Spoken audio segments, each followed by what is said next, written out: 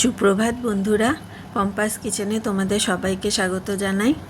আজকে আমি তোমাদের সঙ্গে একটা মিক্স ভেজের রেসিপি শেয়ার করতে চলে এসেছি।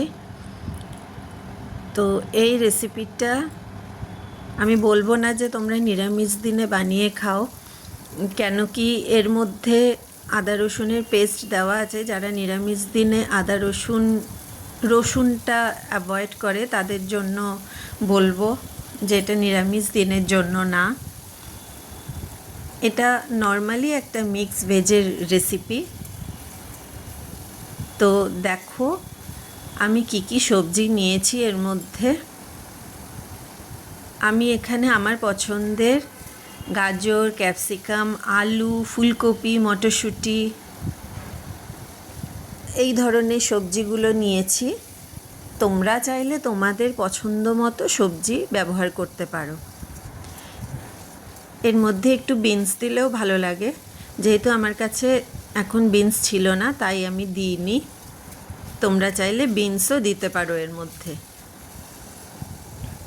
তো দেখো, একটা কড়াইয়ে তেল গরম করে প্রথমে সবজিগুলোকে খুব ভালো করে একটু ভেজে নিতে হবে। একেবারে লাল লাল করে ভাজার দরকার নেই, কেন কি এই সবজিগুলো এমনি একটুখানি নরম প্রকৃতির হয়, তো তাই খুব লাল করে ভাজার দরকার নেই। সবজিগুলো দিয়ে একটু নুন দিলে এমনি ওটা মজে যায়, তাই খুব লাল করে ভাজার দরকার নেই।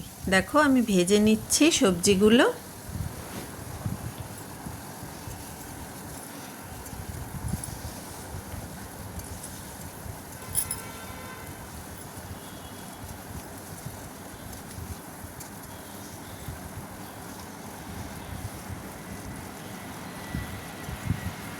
এরকমভাবে একটু নেড়েচেড়ে ভালো করে সবজিগুলো ভেজে নিতে হবে। আমার সবজি ভাজা হয়ে গেছে, এবার আমি একটা পাত্রে সবজিগুলো তুলে নিচ্ছি। এবারে দেখো, আগের থাকতে পনির কেটে রেখেছি, এর মধ্যে পনিরও আমি মিক্স করব। তো পনির কেটে রেখেছি কিউব কিউব করে, তো সেটাও একটু সামান্য শ্যালো ফ্রাই করে নিচ্ছি। পনিরগুলো খুব লাল করে ভাজার দরকার নেই, একদম অল্প করে ভাজলেই হবে। কেন পনির তো একটু নরম হয়, তাই যদি বেশি ভাজো পনিরটা ভেঙে যেতে পারে, আবার শক্তও হয়ে যেতে পারে। তাই পনির বেশি ভাজার দরকার নেই, একটু জাস্ট উল্টে পাল্টে নামিয়ে নিও। এরপরে দেখো, ওই তেলেই আমি আরেকটু তেল মিক্স করে ফোড়নে দিয়ে দিলাম তেজপাতা আর জিরে। একটু নেড়েচেড়ে তার মধ্যে আমি অ্যাড করব পেঁয়াজ, কুচনো পেঁয়াজ, কুচনো লঙ্কা। একটু ভালো করে নেড়েচেড়ে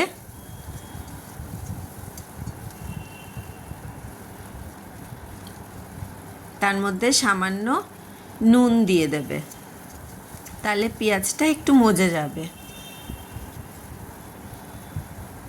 দেখো, এরপরে আমি অ্যাড করলাম আদা রসুনের একটা পেস্ট। খুবই সামান্য দেবে আদা রসুনের পেস্টটা। সেটা দিয়েও খুব ভালো করে নাড়াচাড়া করলাম। দেখো, এরপরে একে একে দিয়ে দিচ্ছি মশলা, যেমন হলুদ গুঁড়ো দিলাম। এরপরে আগে থেকে কুচিয়ে রাখা টমেটো, আমি স্মল সাইজের 2টো টমেটো নিয়েছি, সেটাও কুচিয়ে রেখেছিলাম। এবার সেই টমেটোটা দিয়েও ভালো করে কষতে হবে। মশলা যত বেশি কষাবে খাবারের স্বাদ কিন্তু দ্বিগুণ বেড়ে যায়। এরপরে আমি একটা মশলা অ্যাড করছি, সবজি মশলা। দেখো, এটা তোমরা যে কোনো গ্রসারি শপে তোমরা পেয়ে যাবে সবজি মশলা।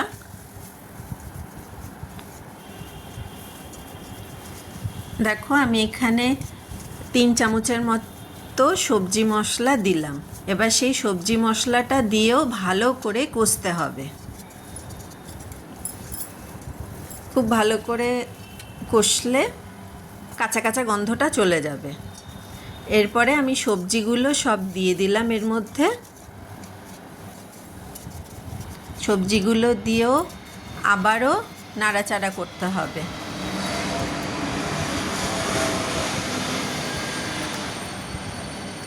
এরপরে আমি সামান্য জল অ্যাড করলাম।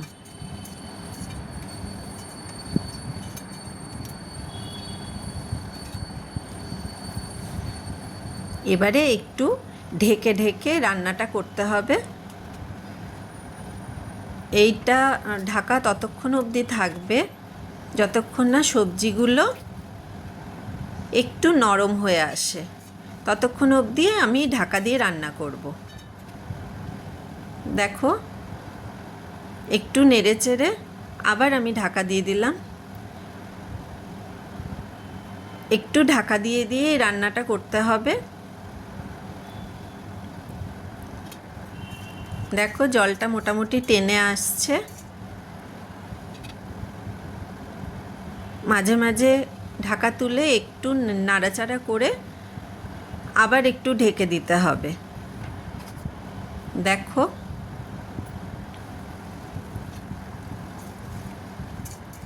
সবজিগুলোও মোটামুটি সিদ্ধ হয়ে এসেছে।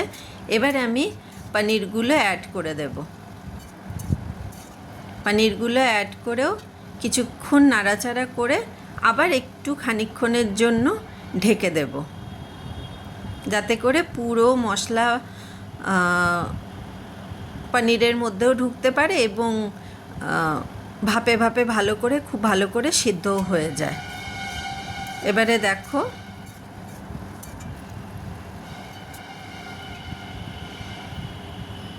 আবার একটু নাড়াচাড়া করে আবার আমি ঢাকা দিয়ে দিলাম।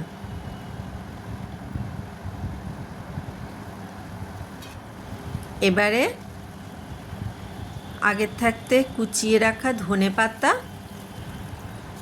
ওটার উপরে ছড়িয়ে দিলাম। ধনেপাতাটা দিলে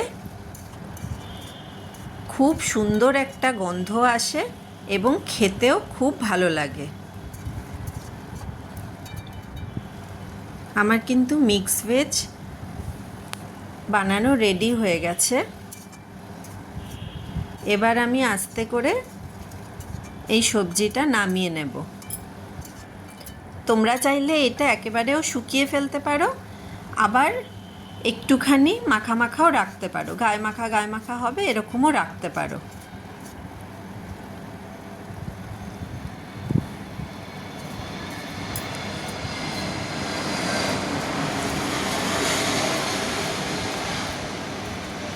আমি একটু গায়ে মাখা রেখেছি।